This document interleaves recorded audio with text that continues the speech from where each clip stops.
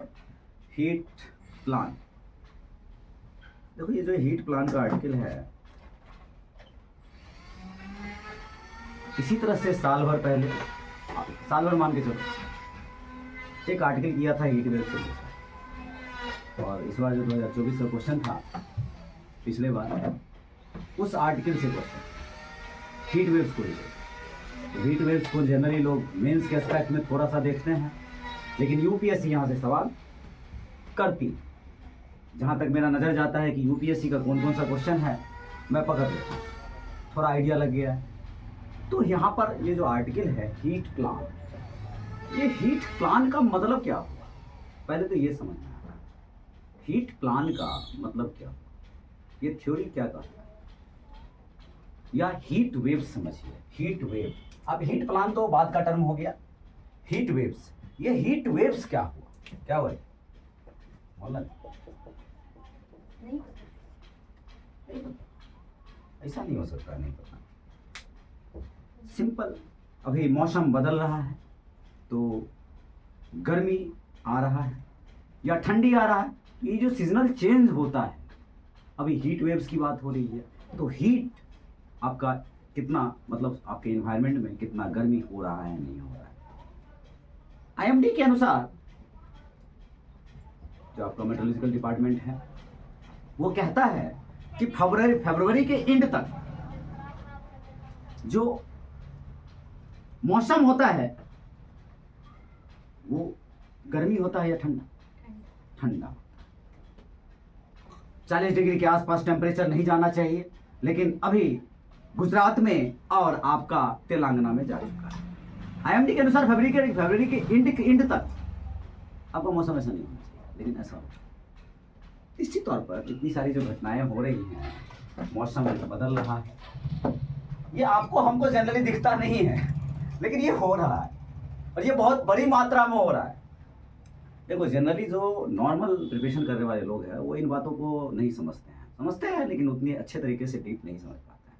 लेकिन जो specially commission की तैयारी करते हैं और कमीशन कोई नज़र इसके ऊपर रहती है, तो ये थ्रेट नेक्स्ट जनरेशन ही नहीं, एनजी जिसको नेक्स्ट जनरेशन बोलते हैं या न्यू जनरेशन बोलते हैं, कि हमें ही थ्रेट दे रहा है, तो आगे क्या होगा पता नहीं। तो अभी जब ये हाल है तो आगे क्या होगा, कहने का मतलब ये है जो जनरली हीट होना चाहिए उससे 3 से 5 डिग्री के आसपास अप जा रहा है अभी टेम्परेचर, तो इसको हम कह नहीं सकते हैं इट्स अ न्यू क्लाइमेट, एक नया क्लाइमेट टाइप आ रहा है। इसलिए तो हर एक जगह हम लोग बात क्या कर रहे हैं, रेजिलिएंट इंफ्रास्ट्रक्चर की बात कर रहे हैं, रेजिलिएंट क्लाइमेट की बात कर रहे हैं, क्रॉप ऐसा होगा ये, या जो जेनेटिक अप्राइजल कमेटी है, GNFC, genetic engineering appraisal committee जो है, ऐसा बीज बनाइए कि क्लाइमेट को रेजिस्टेंट कर सके, ऐसा बीज बनाइए। तो निश्चित तौर पर नया क्लाइमेट जो सेट हो रहा है, अगर इस तरह से हीट वेव्स बढ़ेगा तो निश्चित तौर पे हमारे ग्लेशियर्स पिघलेंगे, ग्रीन हाउस इमिशन गैस ज्यादा होगा, तो इसका रिपरकर्शन क्या होगा, आपका फ्लड बढ़ने का संभावना होगा। निश्चित तौर पे ग्लेशियर पिघलेंगे तो फ्लड बढ़ेगा, अनियमितता से बारिश होगा तो निश्चित तौर पे एग्रीकल्चर प्रभावित होगा, आपका बिजनेस प्रभावित होगा, हर एक चीज कोलैप्स करेगा। इसमें कोई सोचने वाला बात नहीं है, सिंपल है। अब आपको एक चीज क्या जानना है कि हीट वेव्स आखिर कहते किसको हैं, मतलब उसका एक डेफिनेशन होगा, प्रॉपर डेफिनेशन होगा, और इसी चीज से पूछा गया है, इसी चीज से सवाल पूछा है यूपीएससी में। तो प्लेन पर और माउंटेन पर, दो जगह पर, एक आपका प्लेन मतलब आप क्या, प्लेन का मतलब क्या होगा, मैदान, आप मैदान जिसको बोलते हैं, पर्वत पठार मैदान, और एक माउंटेन पर।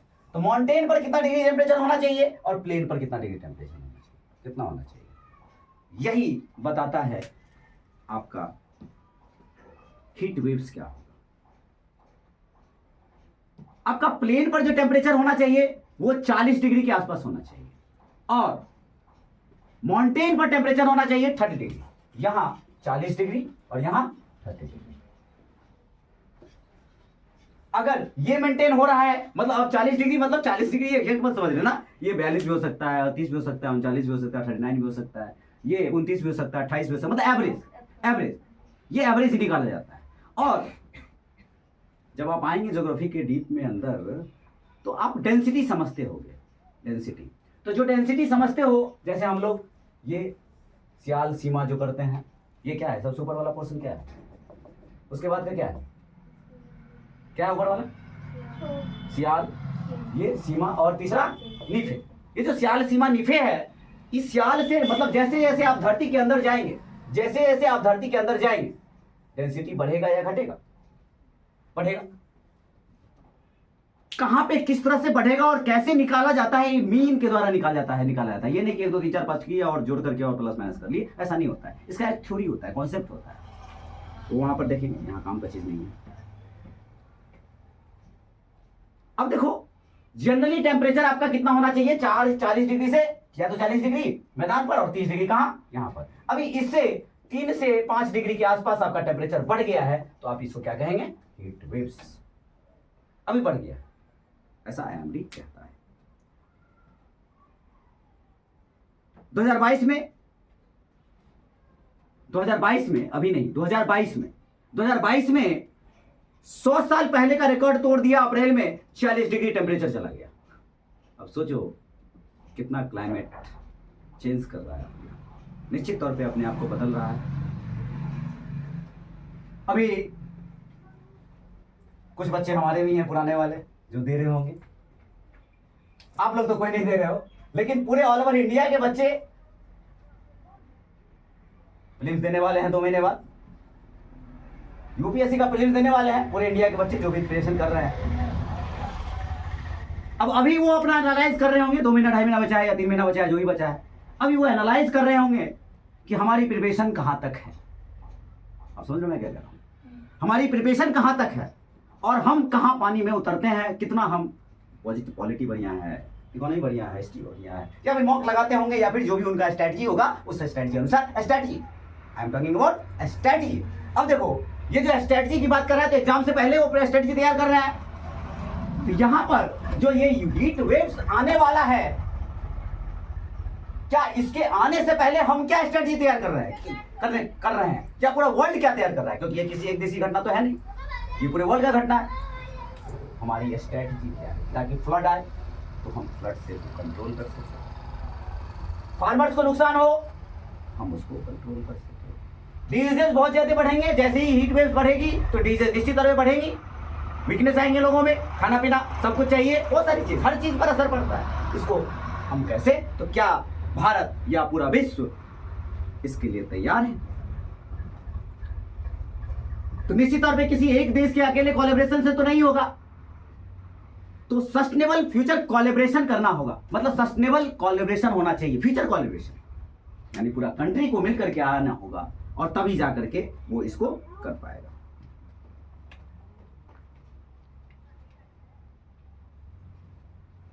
जो आपका पानी है बढ़ जाएगा, आपको पानी नहीं बढ़ जाएगा। पानी कैसे आएगा, उसको कैसे कंट्रोल करेंगे? हॉस्पिटल की व्यवस्था है कि नहीं है? वर्क जो ऑफिस में जाके लोग कर रहे हैं, उसका वर्क फ्रॉम होम जो है वो हो रहा है कि नहीं हो रहा है? मतलब निश्चित तौर पर आप देखिए, गांव में भी, हम लोग तो गांव में काम कर रहे हैं, आपके माँ पिताजी लोग बचपन में आपको, आपके गांव में जब गर्मी बहुत ज्यादा होती है तो आपको लहसुन वगैरह कुछ इस तरह का चीज दिया करती है, कुछ याद है? हाँ, लहसुन वगैरह का इस तरह का कुछ चीज की रख ले, ऐसे कर ले, वैसे कर ले, इस तरह की चीज, नुस्खा जो है दादी माँ लोग अपनाती थी, होता था ऐसा। हाँ, लहसुन वगैरह दुर्गा पूजा के समय में ऐसा होता है, दुर्गा पूजा के समय में होता है। अरे बोल ना, दुर्गा पूजा के समय क्या होता है? हमको नहीं पता क्या होता है, नजर गुजर ना लगे, लेकिन कहीं ना कहीं कुछ साइंटिफिक टर्म होगा उसका। तो इस तरह से कुछ चीजें होती है जो मतलब जैसे प्याज वगैरह पे, जैसे बुखार हो जाता है जनरली हम लोग क्या कर रही है कि जो बुखार नहीं हो जाता है, होता क्या है कि बॉडी गर्म करने के लिए बुखार को मतलब प्याज को यहाँ डाल दी, यही ना, ताकि स्कूल ना जाना।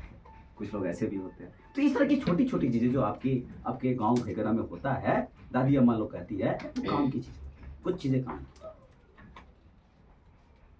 अच्छा, इसमें अगर हीट वेव ज्यादा होगा तो निश्चित तौर पर एक जो बड़ा पक्ष है उस पर इग्नोर कर देता है लोग, लेबर जो काम कर रहे थे, निश्चित तौर पे उनको समस्या आएगा, बीमारी भी बढ़ेगा, उनको काम नहीं मिलेगा, और काम मिलेगा भी तो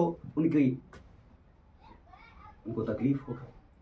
तो क्या उनके लिए सरकार व्यवस्था कर रहा है, या सोसाइटी व्यवस्था कर रहा है, या एनजीओ व्यवस्था कर रहा है? दूसरा, इलेक्ट्रिसिटी की भी जरूरत पड़ेगी। क्या इलेक्ट्रिसिटी को अपग्रेड है? देखो छोटी छोटी चीजें हैं, लेकिन जुड़ा हुआ किससे क्या क्या है आपको ये देखना है। इलेक्ट्रिसिटी, तो इलेक्ट्रिसिटी को क्या हमने अपग्रेड कर रखा है? क्योंकि जैसे ही अभी गर्मी बढ़ेगा, हीट वेव्स बढ़ेगा, इलेक्ट्रिसिटी पे लोड, ठंड में लाइट कम करती है, गर्मी में ज्यादा करती है। वो क्यों करती है? कुछ एक रीजन अगर आप मान के चलो तो मल्टी सिटी में लाइट की बहुत ज्यादा जरूरत पड़ती है। मल्टी सिटी में, गाँव वगैरह में तो चलो चल जाता है, लेकिन मल्टी सिटी में तो वह यहां कम करेगा, वहां देगा, क्योंकि वहां का तो दिनचर्या ही है। अच्छा, अर्बन एरिया का टेम्परेचर ज्यादा होगा या रूरल एरिया का टेम्परेचर ज्यादा होगा? निश्चित तौर पे अर्बन एरिया का टेम्परेचर ज्यादा होगा, उसमें कुछ कहना नहीं है। ग्रीन हाउस गैसेस भी आ रहे हैं, इसके लिए कुछ सरकार ने क्या प्लान तैयार किया है? बहुत प्लान तैयार किया। प्लान तो बहुत आते हैं, बहुत सारे प्लान हैं। आप पेरिस क्लाइमेट चेंज ले लीजिए, सब मीटिंग करते हैं, बहुत सारी बातें होती हैं। एडेप्टिव टेक्नोलॉजी पर फोकस करना होगा, हम उसके अनुसार एडॉप्ट करें अपने आप को। बिल्डिंग्स इस तरह की बनानी होंगी कि ठंडक महसूस हो, रिजिलियंट हो। कुछ एक चीजें बिल्डिंग्स में ऐसा भी किया जा सकता है, बैम्बू वगैरह का यूज किया जा सकता है। बैम्बू से आप बनाइए तो शायद रिजिलियंट हो सकता है। हाँ, बनता है, आपके गांव वगैरह में तो बनता है, और शहर में तो बहुत लोग शौक से छत पे बना करके उसमें आराम करने जाते हैं, पार्क बना करके। जो सोलर इंफ्रास्ट्रक्चर है, सोलर इंफ्रास्ट्रक्चर, उन पर काम करना होता है। सोलर इंफ्रास्ट्रक्चर मतलब सही मैंने क्या कहा? हाँ, सोलर इंफ्रास्ट्रक्चर कि सोलर से, सोलर पैनल से बिजली को बनाया। सिंपल समझो, देखो ये डायरेक्ट भी क्वेश्चन मेंस के अंदर बनता है, हीट प्लान को लेकर या किसी भी आंसर्स के अंदर या क्लाइमेट को लेकर के डायरेक्ट भी बनता है। हीट वेव्स क्या होता है, हीट प्लान, और हीट वेव्स के बारे में यूपीएससी ने पूछा है प्रीलिम्स के अंदर। मेंस में भी जब भी क्लाइमेट की बात हो तो हीट वेव्स को लेकर आप बात करेंगे, इसके ऊपर बताएंगे। कहोगे तो एक और आर्टिकल है छोटा सा कर दूंगा, एक और कुछ आइडिया लगा? समझ में आया? क्या हुआ, समझ में आया? चल, दूसरा एक और थोड़ा सा बजट को लेकर है। अब बजट में मैं क्या बात करने वाला हूं ये समझना है कि बजट में क्या बात करूं। बजट एक एनुअल फाइनेंशियल स्टेटमेंट है, इसमें कोई दो राय नहीं है। बजट एक एनुअल फाइनेंशियल स्टेटमेंट है।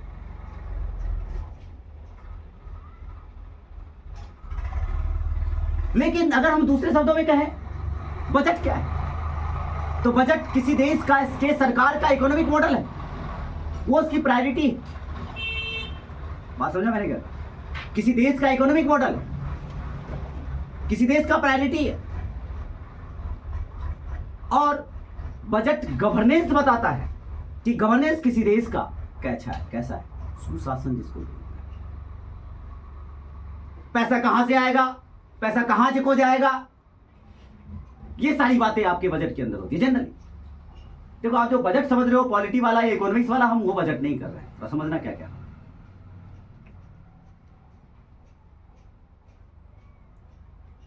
संसद जो बजट एलोकेट करती है, अभी बजट आया, आपको पता है बजट आया बहुत अच्छे तरह से, सबने भी, निर्मला सीतारमण ने पढ़ा, और उसके ऊपर डिस्कशन जो चल रहा है कहां पर, लोकसभा में। और अब मेरा एक सवाल है आपसे, राज्यसभा के पास कितना पावर है बजट को लेकर? बजट का कोई बिल वगैरह कुछ आता है, फाइनेंस बिल वगैरह, तो बजट राज्यसभा के पास कितना ताकत है? बहुत कम। अब एक बात बताओ, क्या आपको लगता है कि ये जो ताकत कम है, तो अभी तक हम ये जानते हैं, यही पढ़ते आ रहे हैं, क्योंकि हमारे देश का तंत्र ऐसा है। तंत्र मतलब कहने का मतलब, तंत्र में कहने का मतलब ये हुआ कि संविधान निर्माता ने लिख दिया किसी आर्टिकल में, किसी कौन से आर्टिकल में, 115 में, 112, पता नहीं 12-13 जिसमें लिखा, ये आपका काम है मेरा। तो 112 में जो लिखा और जो ताकत दिया गया राज्यसभा को, अब थोड़ा सा इसको थोड़ा इनडायरेक्ट रूप में अलग तरह से सोचिए, क्या राज्यसभा को पावर देना, कम देना सही है गलत? बस इतना बताइए, सही है गलत? कम पावर देना गलत है, कैसे? देखो यही है यूपीएससी। हाँ बोलो बोलो, नहीं बोलना बोलना, अरे बोलना, जानते हो तो बोलना। नहीं देखो क्या है कि हम पूरी तरह से गलत नहीं कह सकते हैं, ये बात तो मान लीजिएगा, क्योंकि जो संविधान में लिखा है हम उसके अनुसार चल रहा है, सरकार को हम क्रिटिसाइज कर नहीं सकते हैं, लेकिन तुलना करके बेहतर चीजों की बात जरूर कर सकते हैं, तभी तो बेहतर हो। संविधान में जो हमारा 368 जो है आपका, वो क्यों दिया गया? इसलिए तो दिया गया कि जब जो जरूरत बेहतर के अनुसार लगे उसके अनुसार उसको डालिए और उसको हटाइए। क्योंकि कुछ चीजें ऐसी हैं जो पुरानी हो चुकी हैं तो उसको हम लोग हटाते हैं, और कुछ चीजें ऐसी हैं जो आज की जरूरत की चीजें। तो 368 बहुत अच्छा जीती है कहीं ना कहीं। तो पूरे विश्व में संसद के पास पावर होता है कि बजट पर क्या होना चाहिए नहीं होना चाहिए। यूएसए में, कनाडा में जो संसद का मतलब लोकसभा और राज्यसभा, वहां जो सीनेट जो भी होता है, दोनों का एक्टिव रोल होता है। अपने यहां एक्टिव रोल किसका है? अपोजिशन पार्टी का एक्टिव रोल है। अपोजिशन पार्टी का एक्टिव रोल है, सिर्फ हंगामा करेंगे चिल्लाएंगे, लेकिन फिर भी उसे करने से कुछ होने वाला नहीं है। चाहे राज्यसभा का कितना है रोल, नहीं, तो सीमित, लिमिटेशन। तो कमजोर कैसे? लोकसभा अमेंड नहीं कर सकती है, राज्यसभा, अच्छा राज्यसभा, मैं मिस्टेक कर, राज्यसभा अमेंड नहीं कर सकती, उसे 15 दिन के अंदर पास करना ही होगा।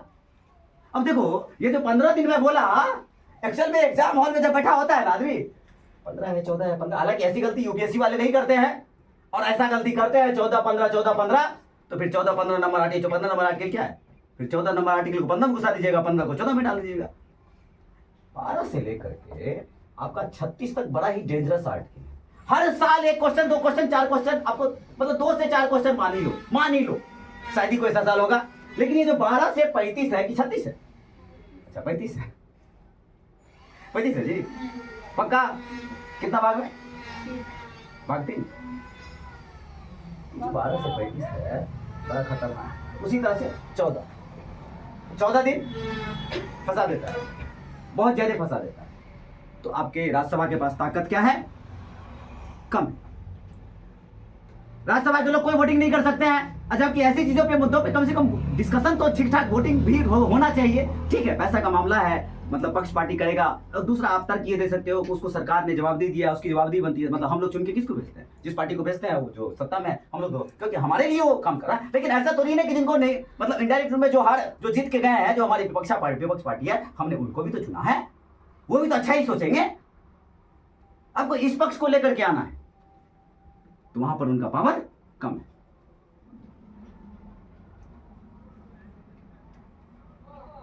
सवाल नहीं पूछा जा सकता है, इंडिपेंडेंट भी नहीं है, अपने आप जो चाहिए वो कर लेते हैं लोकसभा वाले, मतलब जो कह दिया थोड़ा सा हुआ, पता बहुत सारे प्रोसेस है, गिलोटिन है, ये है वो है, बहुत सारे प्रोसेस है, इतना दे दो उतना दे दो। पब्लिक पार्टिसिपेशन यहां पर होना चाहिए, पब्लिक से भी कुछ राय लेनी चाहिए कि किस कंपनी को, किस डिपार्टमेंट को आगे बढ़ाना है। तो इसका एक उदाहरण दे रहा हूं, पीएम केयर फंड 2019 के आसपास जब आपका कोरोना आया था, संसद तक को पता नहीं था कि कहां आया पैसा, किधर गया, क्या हुआ नहीं हुआ, ये तक पता नहीं था। ये गलत। डिमोनेटाइजेशन हुआ 2016 में कि 14 में? कब हुआ डिमोनेटाइजेशन? 14 में। वाह, ऐसा गलती करोगे तो फिर तो आसमान तक हो। हाँ 2016 में, डेट याद है किसी को? तो इसके लिए भी कोई डिमोनेटाइजेशन के लिए डिबेट नहीं हुआ। कहां डिबेट नहीं हुआ? संसद, पार्लियामेंट।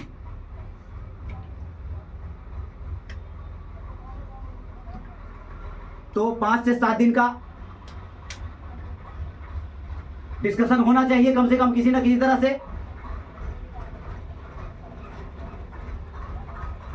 एग्रीकल्चर वालों से, जो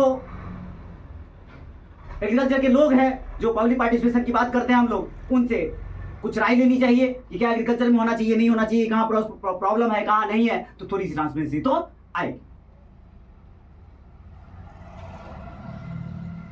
तो सबको तो सवाल पूछने का अधिकार नहीं मिलेगा, लेकिन कुछ को तो मिलना चाहिए ना।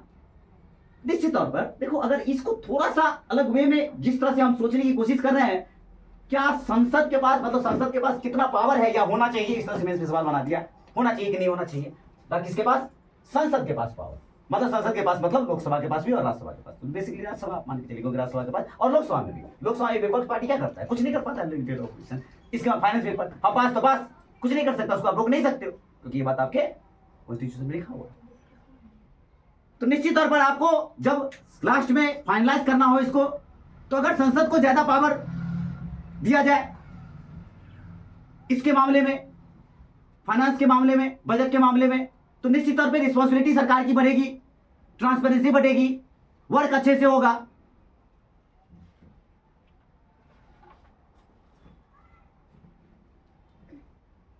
और यूएसए में ये सब चल रहा है, तो कुछ एक मॉडल से हमें सीखना चाहिए।